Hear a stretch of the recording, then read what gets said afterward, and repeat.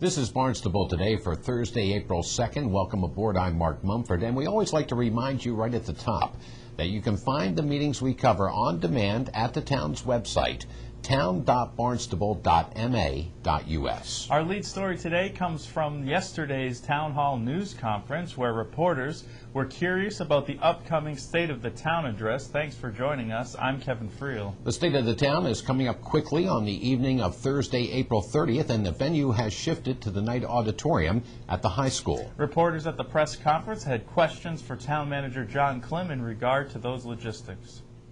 Just a quick question on the State of the Town address. Yes.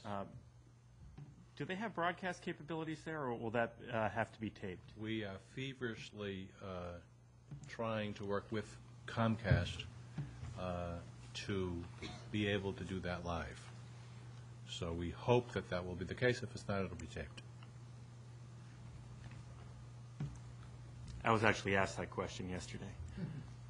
The school uses that room quite a bit for school committee meetings and also functions. So we had put a request in collaboration with the schools to Comcast to get the wiring done and the necessary work. And so whether or not it's done for the State of the Town, it's provides another venue, which we think is a really good thing. But we're certainly hoping that it will be ready.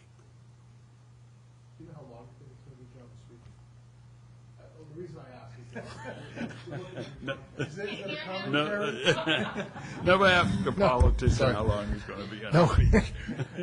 I'm not telling you how long it should be, but we're thinking of...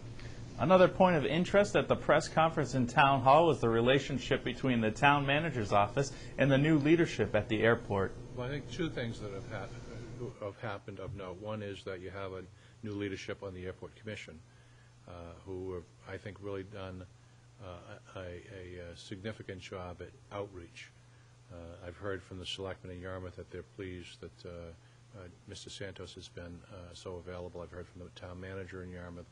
I've heard from citizen groups like the Hyannis Park group neighborhood that Dan Santos has really put in a lot of time in community outreach. I've heard from the Chamber of Commerce that he's been available for various functions and forums or whatever. And so Mr. Santos is trying to set a new relationship of openness, which I think is a really good thing. And the relationship with Mr. Brielt is as good as it's always been. He leaves the assistant superintendent's position in Public Works to go to the airport. He's very familiar and has worked very closely with all of our staff here in Town Hall, and I think that close working relationship will continue. Do you see sort of any sort of like new era as these two leaders have kind of taken the place in that organization and sort of leading it forward? And I mean, you're in the middle of kind of developing a new terminal. You've got new leadership. Are you seeing something in the future bigger than what's been happening in the past? Well, I think that there are two things happening. The first is the community outreach that I mentioned. The second is a more conservative approach, I think, in terms of this project. And as projects go for the Barnstable Airport, this is a huge project. And I think it's fairly clear at this point that Bud Briel brings a kind of a conservative approach to making sure the business plan will work and making sure that that we're not going to be looking at cost overruns and other issues during the construction process. You know, he's moving over from oversight, very successful oversight of a very large project, the $25 million Hyannis Youth and Community Center. He has contained costs. He's kept the project on a timetable, and so he really has demonstrated some expertise with that project. And I think he brings all of that to the airport project. And I think when all is said and done, the additional time that he's asking for a second look will be time well spent. By the way, the town hall press conferences are also available on demand at the town's website, town.barnstable.ma.us. Meanwhile, the town's growth management department wants to do some work off Bridge Street in Osterville. Their representative appeared before the Conservation Commission to answer any questions. Conservation Commission Chair Dennis Houle read the agenda item. Growth Management Division, regrade parking lot, add new stone, extend split rail fence on west side of parcel to end of parking area, brush clearing, fix split rail fence near entrance and place boulder to deter vehicles from driving over shoulder, loam/seed west side of entrance, brush clear around fence, remove metal dinghy poles / replace with dinghy rack at 71 Bridge Street, Osterville, as shown on Assessors Map 116, parcel 119. Good evening. How are you? Good. How are you? Excuse me. So what we'd like to do is there's Would several... you just introduce yourself for the record? Sorry. I'm Nicole Frame. I'm with AmeriCorps, and I work with Alicia Stanley in the Growth Management Department. Thank you. Go ahead. And what we're interested in doing is some of the fence has fallen down and it become rotten. We'd like to remove the rotten stuff and replace it with new stuff. And then one of the fence by the entrance, people have knocked it down with their vehicles, and so we'd like to replace that and put a boulder there to stop people from driving over that shoulder and knocking the fence down again. And because they've been driving over it, a lot of the grass has deteriorated, so we'd like to replant that and grow that back. And then along the edge of the beach, there's several dinghy poles, and some of them have dinghies attached to them and some of them don't.